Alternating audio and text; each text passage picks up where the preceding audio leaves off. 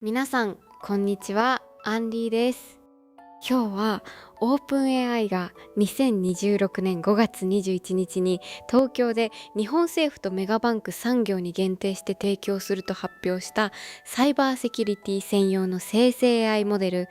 GPT5.5 サイバーについて AI に詳しくない方にもわかるようにお伝えします。報道によれば提供窓口はトラステッドアクセスフォーサイバーと呼ばれる信頼できる相手限定のサイバー対策プログラムで、提供先は日本政府の特定の省庁と三菱 UFJ、三井住友、みずほの3メガバンクに限られます。さらに注目すべきは、東京の発表会に登壇したのがポール中曽根氏である点です。中曽根氏はオープン AI の取締役であると同時に、元アメリカ国家安全保障局、つまり NSA の長官を務めた人物で、米国のサイバー防衛のトップを長年担ってきた、まさに重鎮中の重鎮です。この発表はすでに5月14日にアンソロピック社の最新 AIクロードミソスを同じく3メガバンクが導入した動きに対する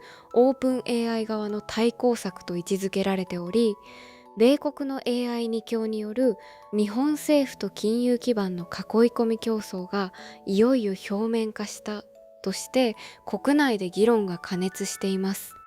結論からお伝えします。今日のメッセージは3点です。1点目、米国を代表する AI2 社が日本のサイバー防衛の中心に同時に乗り込んできたこと。2点目、限定提供という形が日本のサイバー主権、つまり自国のサイバー防衛を自国だけで決められるかという大きな問いを投げかけていること。3点目、視聴者であるあなたの会社、特に金融機関や政府関連の取引先がある会社では AI の選定基準そのものが性能から信頼できる国の信頼できる会社かどうかという地政学リスクで動き始めているということ。それではこの発表を4つのセクションに分けて整理していきます。まず最初のセクションは GPT5.5 サイバーとは何か、その中身です。結論からお伝えします。これはサイバー攻撃を防ぐ専用に作られた限定提供の生成 AI です。理由は設計が汎用 AI とは根本的に異なるからです。通常のチャット GPT は文章作成、要約、翻訳と何でも幅広くこなす万能型ですが、GPT5.5 サイバーは不正アクセスの兆候発見、ウイルスらしき挙動の自動分析、社内ネットワークから外部への怪しい通信の検知、こうしたサイバー防衛の業務だけに性能を全振りしたモデルです。具体例で説明します。例えば、あなたの会社の情報システム部門に海外から不審なログイン志向が深夜に1万件届いたと想像してください。これまでは人間の担当者がログを目視で1万件分析する必要がありました。 GPT5.5 サイバーなら1万件を数分で読み、攻撃元の特徴、過去の同種攻撃との一致、本物の社員か外部攻撃者かをレポートにまとめてくれます。つまりサイバー防衛の業務を人間一人から AI プラス人間一人の体制に変える力を持っているということです。2つ目のセクションは、なぜ日本政府とメガバンク産業だけに限定提供なのか、その背景です。結論からお伝えします。サイバー攻撃の最前線にいる組織だけに渡す限定提供という設計に極めて戦略的な意図があります。理由は3つです。1つ目、これらの組織は攻撃を受ければ国全体に影響が出る重要インフラだからです。三菱 UFJ、三井住友、みずほの3メガバンクが止まれば、給与振込、年金振込、企業の決済、すべてが滞ります。2つ目、これらの組織は毎日世界最高水準のサイバー攻撃にさらされているため、 AI の性能を本気で鍛える絶好の現場になるからです。3つ目、ポール中曽根氏が登壇したという点が最大の戦略的メッセージです。中曽根氏は元アメリカ国家安全保障局長官、つまり米国の国家機密とサイバー防衛の頂点にいた人物です。その人物が東京に来て日本政府とメガバンクに AI を渡す。これは単なる商売ではなく、米国と日本のサイバー連携の新しい入り口を作る外交的な動きでもあります。3つ目のセクションは5月14日のアンソロピッククロードミソス3メガバンク導入との対比です。結論からお伝えします。米国を代表する AI2 社アンソロピックとオープン AI が日本のメガバンクの取り合いを始めたという構図がはっきり見えてきました。理由は2社のアプローチが対照的だからです。具体例で説明します。1つ目、アンソロピック側は5月14日にクロードミソスという最上位モデルを三菱 UFJ、三井住友、みずほと直接契約しました。クロードミソスは長文の社内文書の理解、リスク管理レポートの作成と金融機関の業務全般を支える設計で、銀行員の机の上にもう一人の優秀な部下を置くというイメージです。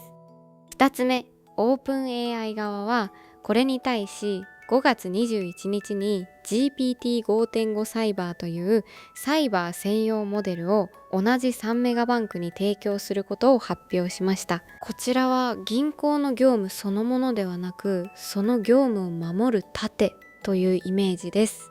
つまりアンソロピックは攻め、オープン AI は守りという機能分担を装った、しかし実態は3メガバンクの中でどちらが主導権を握るかという激しい競争が始まっています。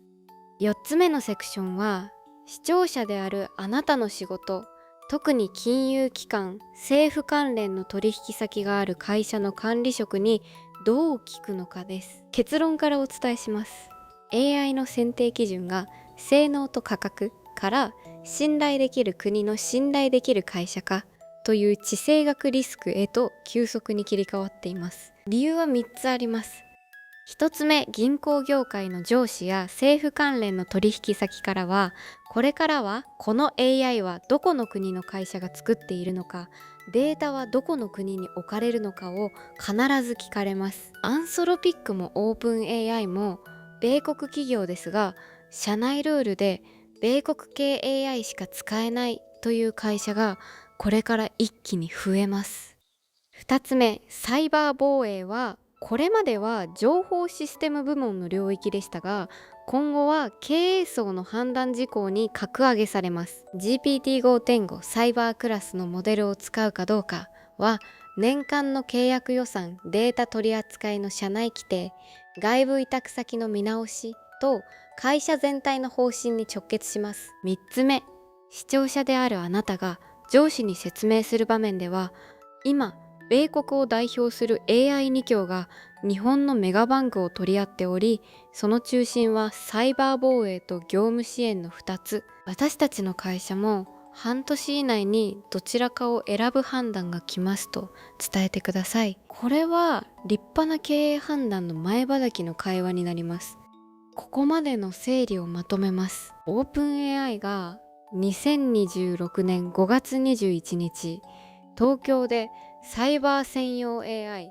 GPT5.5 サイバーを日本政府とメガバンク産業に限定提供すると発表しました。登壇したのは元アメリカ国家安全保障局長官ポール・ナカソネ氏。これは5月14日にアンソロピックがクロードミソスを3メガバンクに提供したのに対する対抗策と位置づけられます。米国 AI2 強が日本のサイバー防衛と業務支援の両方の中心を取り合う構図がいよいよ表面化しました。視聴者であるあなたの会社では AI の選定基準が性能と価格から地政学リスクへと半年以内に切り替わります。明日の朝、上司への報告のネタとして、米国 AI2 強が日本のメガバンクで競争を始めました。私たちの会社も半年以内にどちらを選ぶか考える必要がありますと一言出してみてください。